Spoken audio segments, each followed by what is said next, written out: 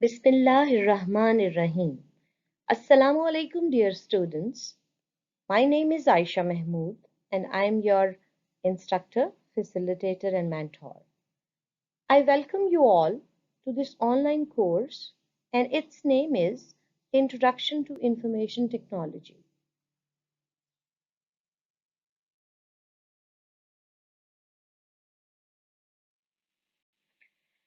In the first week of this course, the first topic is introducing today's technologies. Those are related to computers, devices, and the web. I would recommend you all to please read chapter number 1 from Discovering Computers and chapter number 1 from Teachers Discovering Computers.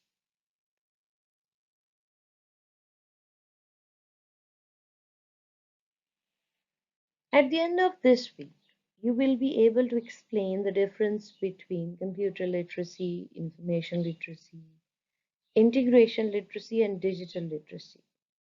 You will be able to differentiate among laptops, tablets, desktops, and servers. You will also be able to differentiate among the various types and categories of computers. You will be able to describe the purpose and uses of smartphones, digital cameras, portable and digital media players, e-book readers, wearable devices, and game devices.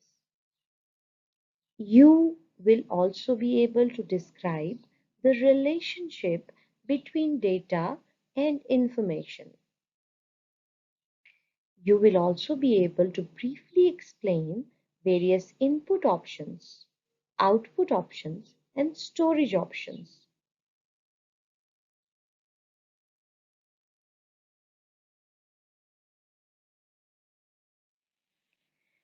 At the end of this week, you will also be able to differentiate the web from the internet and describe the relationship among the web pages, websites, and web servers.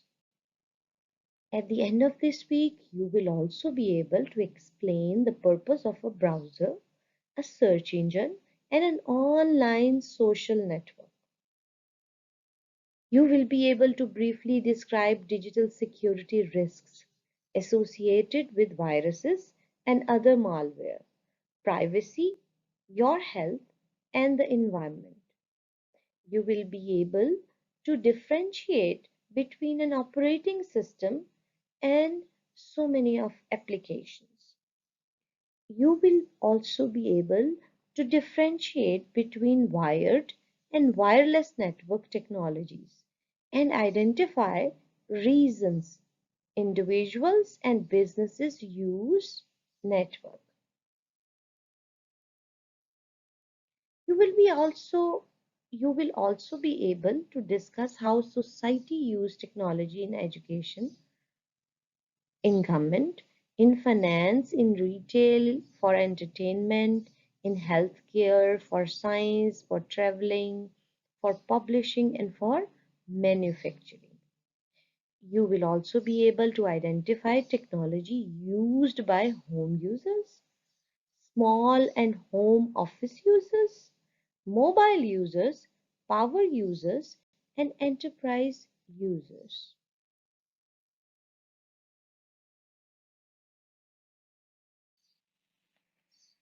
To make things easy, what I did, I divided the whole week's content into small sections. So from now onwards, I'll be telling you that what is the objective of this particular section. So for this section, you would be able to explain the difference between computer information integration and digital literacy. Means there are so many literacies out there, so you will be able to differentiate.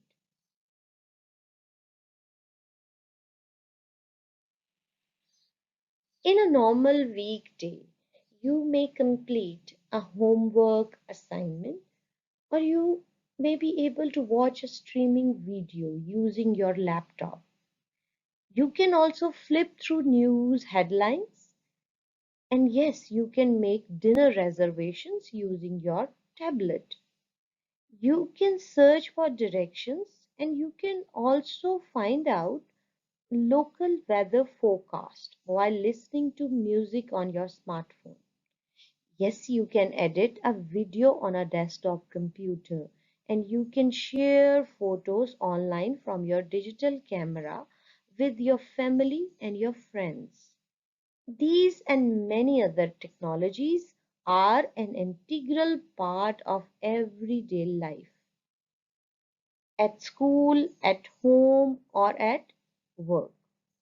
Technology can enable you to more efficiently and effectively access and search for information, share personal ideas, photos, videos with your friends, family, and others, communicate with and meet other people.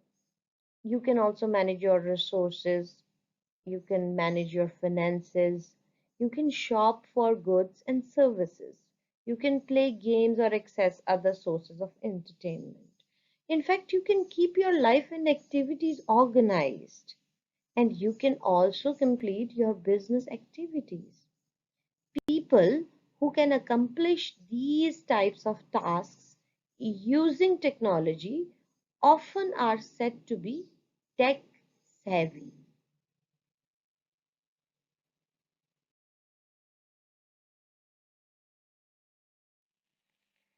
Today, most occupations involve the use of computers on a daily basis.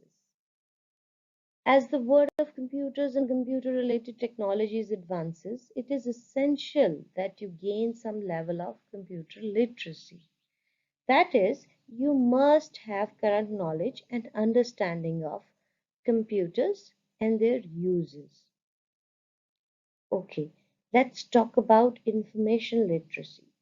Information literacy, also known as information fluency, means knowing how to find, analyze, use, and communicate information.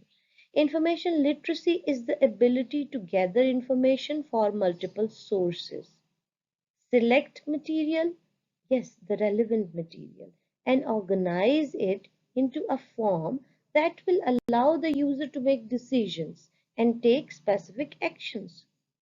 For example, students must learn to make informed decisions based on information obtained in all areas of their lives. Suppose you decide to move to a new city and need a place to live. You could find a home by driving around the city looking for a house or an apartment within your price range that is close to your school or work. As an information literate person, however, you might search for a home using the internet, which is a global network of computers that contains information on a multitude of subjects. Using internet resources to locate potential homes before you leave will make your drive through the city more efficient and focused. Now, I would recommend you to pause the video and ask yourself, how does computer technology relate to computer literacy?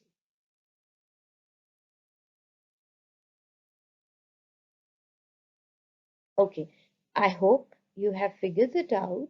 Now, let me help you to relate these two terms. They relate because information on housing, cars, and other products, as well as information on finances, school systems, travel, and weather, is increasingly accessible by using computers. For example, communications equipment, you can use a computer to connect to the internet to access information on countless topics. After you have accessed the desired information, computers can help you analyze and use that information.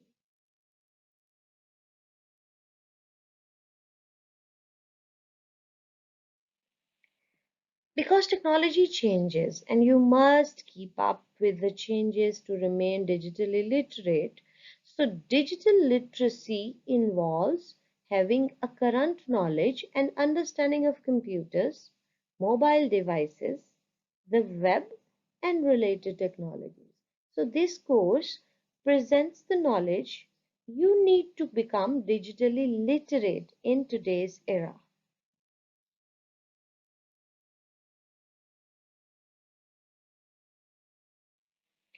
Computer information and digital literacy are very important for educators because today's teacher also must use computers as a tool to facilitate learning. Teachers must be able to access technology resources and plan classroom activities using available technologies. These skills are part of integration literacy, which is the ability to use computers, mobile devices, digital media, and other technologies combined with a variety of teaching and learning strategies so that you can enhance students' learning.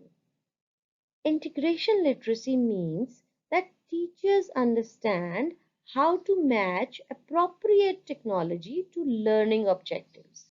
Not only to learning objectives, but to goals and outcomes. A solid foundation of computer information and digital literacy is essential to understand how to integrate technology into classroom curriculum successfully. As an educator, technology will affect your work and your life every day and will continue to do so in future. Today, school administrators use technology to access and manage information and teachers use computers to enhance teaching and learning.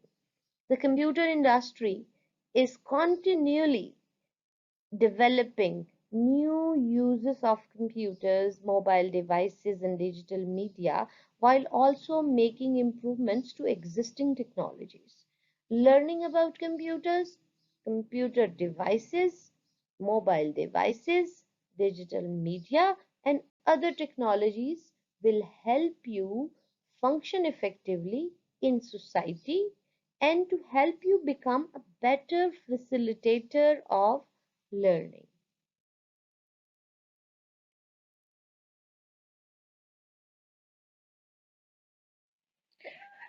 After completing this section, you would be able to describe the computer and its basic concepts. You would also be able to describe the relationship between data and information. You will be able to briefly explain various input and output options, and you would also be able to describe memory, storage media, and storage devices.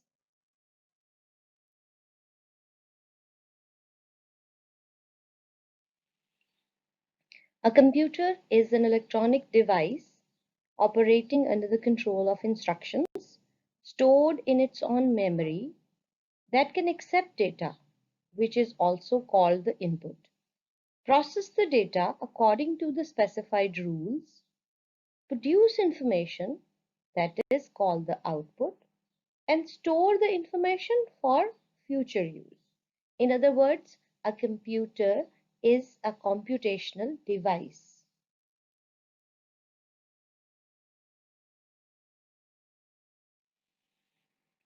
Data is a collection of unorganized facts, or you can say unprocessed items, which can include text, numbers, images, audios, and videos. Computers manipulate and process data to create information. Information is data that is organized, has some meaning, and is useful for the user. Information conveys meanings to the user, so both the business and the home users can make well-informed decisions because they have instant access to information from anywhere in the world. Examples of information are reports, newsletters, receipts, pictures, invoices, or checks. As shown in this figure, for example, computers process lots of data to provide a student grade report. Data entered into a computer is called input. The processed results are called output. Thus, a computer processes input to create output.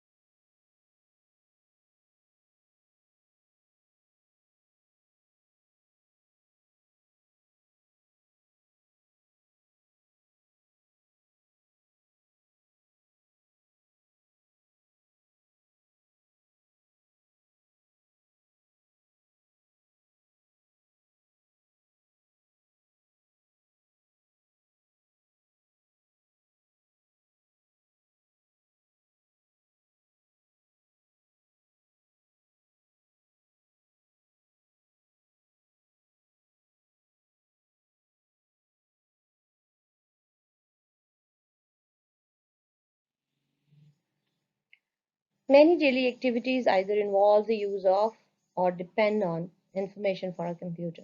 For example, as shown in this figure, computers process several data items to print information in the form of a cash register receipt.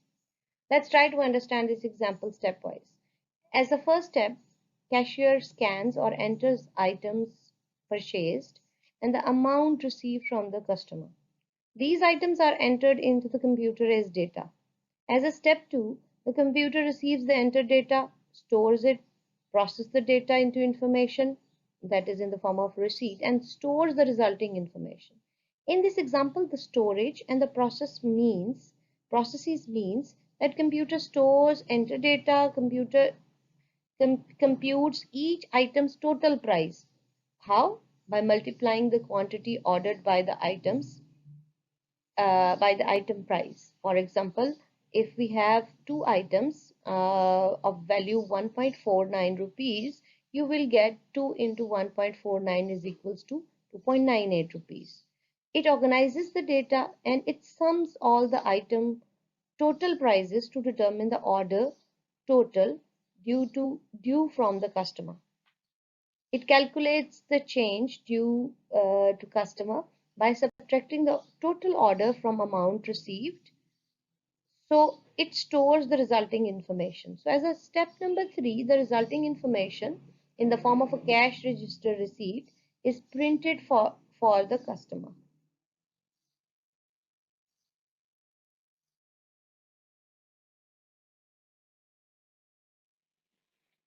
क्या आपके जहन में कोई और मिसाल आती है जिसमें डेटा और उससे करस्पॉन्डिंग इंफॉर्मेशन को आप एक्सप्लेन कर सकें?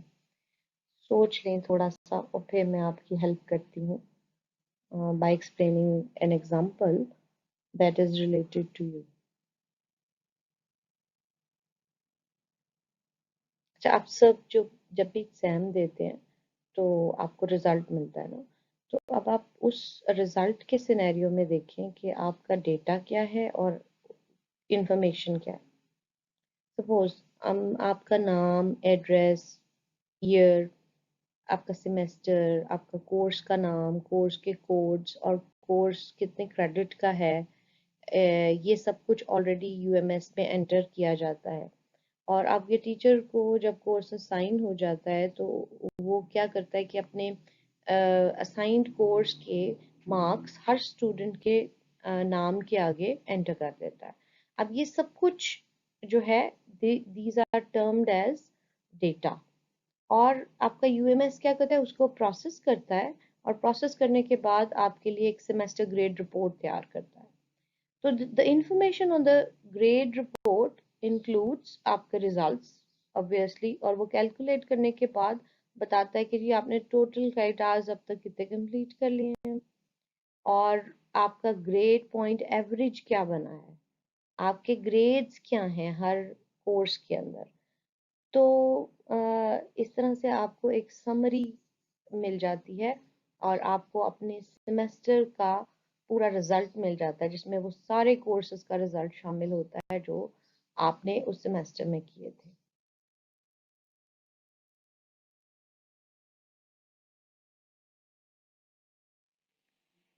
Users have a variety of input options for entering data into a computer, many of which involve using an input device. Let's see what an input device really is. An input device is any hardware component that allows you to enter data and instructions into a computer or mobile device. A keyboard contains keys, and you press those keys to enter data and instructions into a mobile or a computer device, as you can see in this figure. All desktop keyboards have a typing area that includes letters of alphabets, numbers, punctuation marks, and other basic keys. Some users prefer a wireless keyboard because it eliminates the clutter of a cord. Keyboards for desktops contain more keys than keyboards on mobile computers and devices. To provide the same functionality as a desktop keyboard, many of the keys on mobile computers and devices serve two or three purposes. On a laptop, for example, you often use the same keys to type different numbers or to show various areas on a screen, switching a key's purpose by pressing a separate key first. Instead of a physical keyboard, users also can enter data via on-screen keyboard, or you can say a virtual keyboard, which is a keyboard that projects from a device to a flat surface.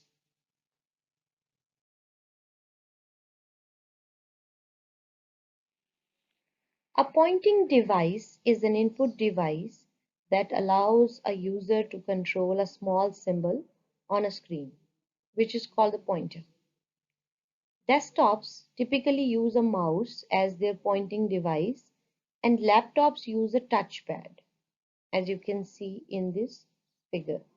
A mouse is a pointing device that fits under the palm of your hand comfortably.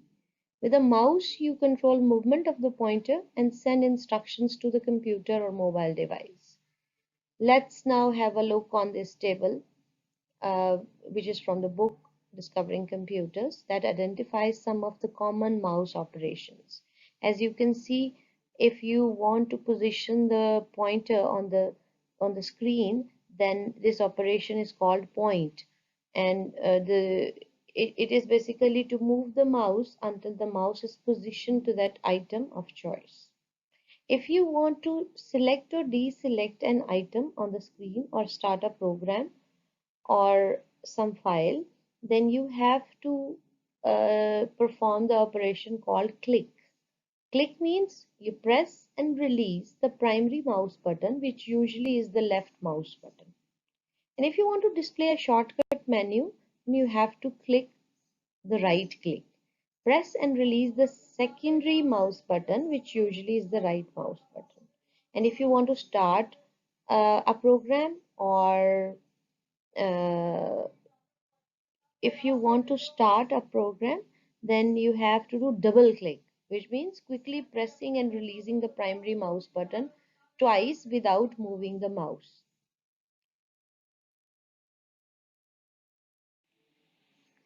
Suppose you want to move an object from one location to another, or you want to draw a picture, then you need to use the operation called drag. And it means that you have to point to an item, hold down the primary mouse button, move the item to the desired location on the screen, and then release the mouse button. So like keyboards, some users prefer working with a wireless mouse. A touchpad is a small flat rectangular pointing device that is sensitive to pressure and motion. To control the pointer with a touchpad, slide your finger across the surface of the pad. On most touchpads, you can also tap the pad surface to imitate mouse operations such as clicking.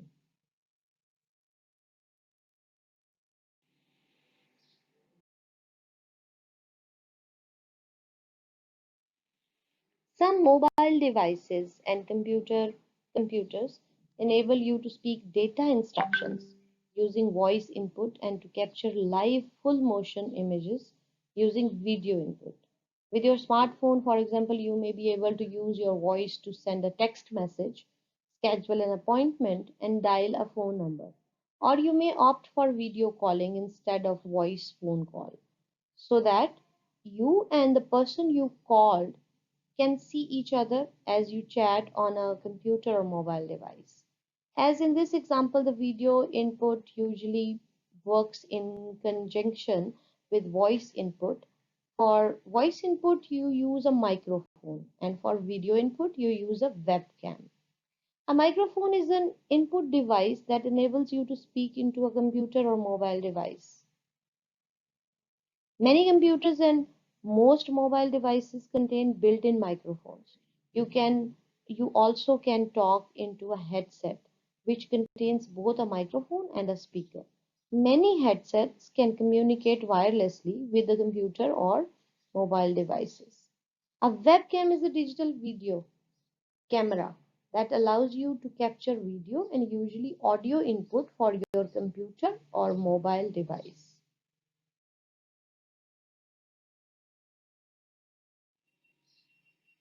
A scanner is a light-sensing input device that converts printed text and images into a form the computer can process. As you can see in this diagram, a popular type of scanner works in a manner similar to a copy machine, except that instead of creating a paper copy of the document or photo, it stores the scanned document or photo electronically.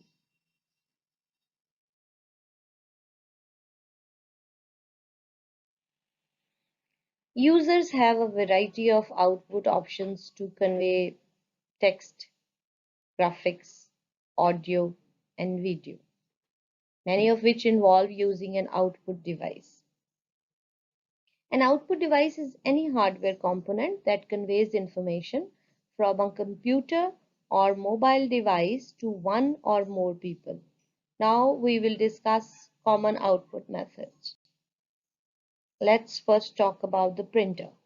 A printer is an output device that produces text and graphics on a physical medium such as paper or other material, as you can see in the diagram.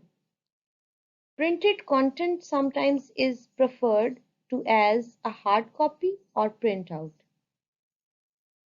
Most printers today print text and graphics in both black and white and color on a variety of paper types, with many capable of printing lab quality photos.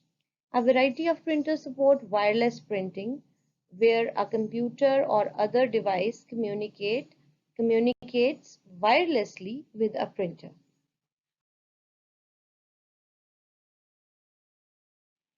A 3D printer can print solid objects such as clothing, prosthetics, eyewear, implants, toys, parts, prototypes, and more. 3D printers use a plastic substance that prints in layers to create a 3D, means three-dimensional model.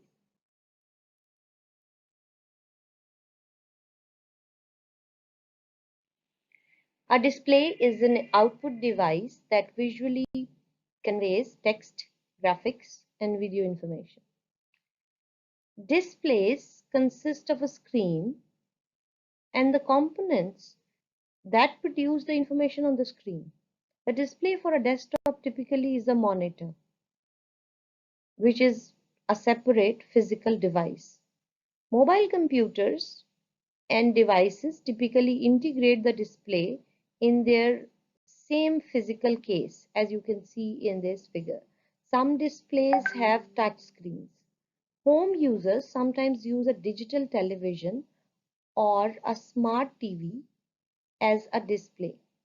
A smart TV is an internet-enabled high-definition television (HDTV) from which you can use the internet to watch video, listen to the radio, play games, and communicate with others. all while watching a television show.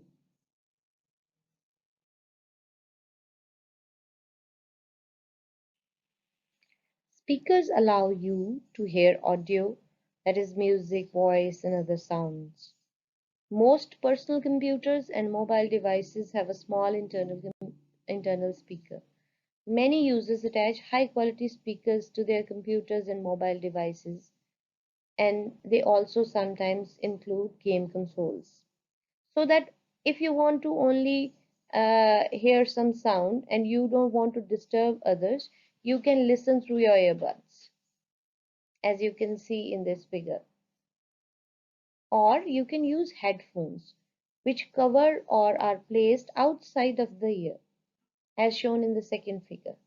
Both earbud and headphones usually include noise cancelling technology to reduce the interference of the sounds from the surrounding environment.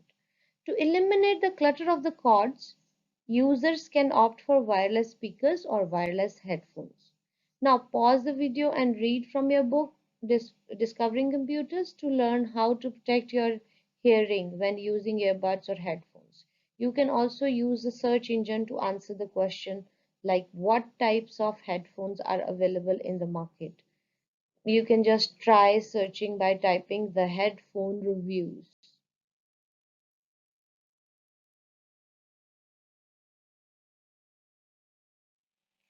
Memory consists of electronic components that store instructions waiting to be executed and the data needed by those instructions. Although some forms of memory are permanent, most memory keeps data and instructions temporarily, which means it contents are erased. Its contents are erased when the computer is shut off. Storage, by contrast, holds data, instructions, and information for future use. For example, computers can store hundreds or millions of students' names and addresses permanently. A computer keeps data, instructions, and information on storage media. Examples of local storage media include hard disks, solid-state drives, USBs, flash drives, memory cards, and optical disks. The amount of storage for each type of storage media varies, but hard disks, solid-state drives, and optical disks usually hold more than a USB flash drive and memory cards. Some storage media are portable, meaning you can remove the medium from one computer and carry it to another computer. A storage device records, means writes, and retrieves, means reads, items to and from storage media. Storage devices often also function as a source of input and output because they transfer items from storage to memory and vice versa. Drives and reader writers, which are types of storage devices, accept a specific kind of storage media. For example, a DVD drive, which is a storage device, accepts a DVD storage media only. And if you will try to insert something else, then uh, it won't translate it as a DVD drive.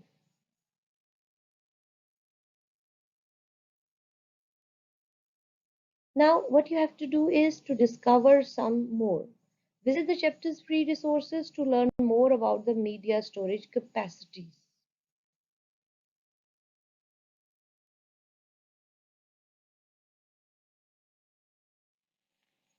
Now we'll see different examples of memory and storage.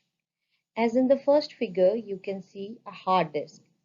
A hard disk is a storage device that contains one or more inflexible circular platters that use magnetic particles to store data and instructions and information.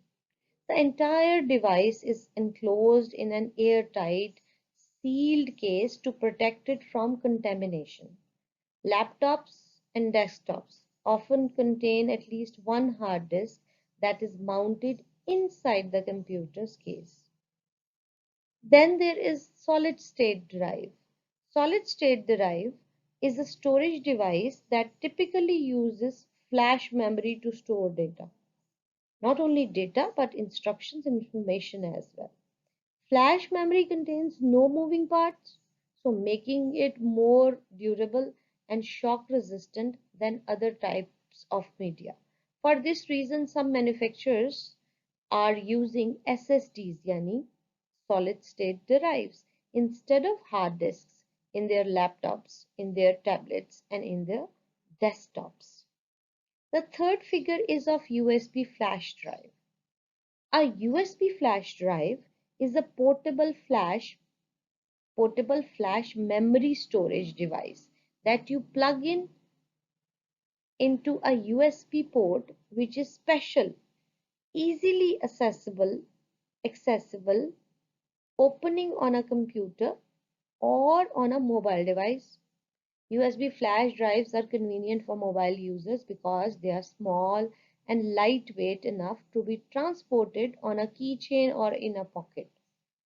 So आप उनको लेके एक जगह से दूसरी जगह move कर सकते हैं easily. The next figure is of a memory card. A memory card is removable flash memory, usually no bigger than 1.5 inches in height or width, that you insert in and remove from a slot. कौन सी slot? A slot in a computer or a mobile device or a card reader and writer. ये एक special किस्म की slot होती है जिसमें ये memory card insert किया जा सकता है. With a card reader and writer, you can transfer the stored items such as digital photos from a memory card to a computer or printer that does not have a built-in card slot. Acha. Next figure is about an optical disc. Optical disc is a type of storage media that consists of a flat, round, portable metal disc made of metal, plastic, and lacquer that is written and read by a laser. CDs means the compact discs and DVDs means the digital versatile discs are two types of optical discs. The last figure is of a cloud storage. Instead of storing data and instruction and information locally on a hard drive or other media, some users opt for cloud storage. अब ये cloud storage क्या होती है? Cloud storage is an internet service that provides remote storage to computer users. For example, in our course, we are using Google Drive for remotely storing our course content and related resources. Types of services offered by cloud storage providers vary. Some provide storage for specific types of media such as photos, जैसे कि आप Flickr के ऊपर रखते हैं, whereas others store any content and provide backup services like the one we are using, Google Drive.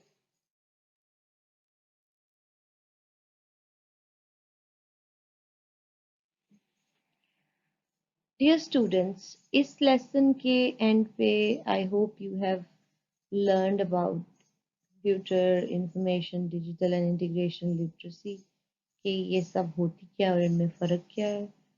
And then you have learned about basic computer concepts और आपने ये देखा कि various methods of input and output क्या होते हैं और memory and storage में क्या फ़र्क है और different types of memory and storage क्या होती है.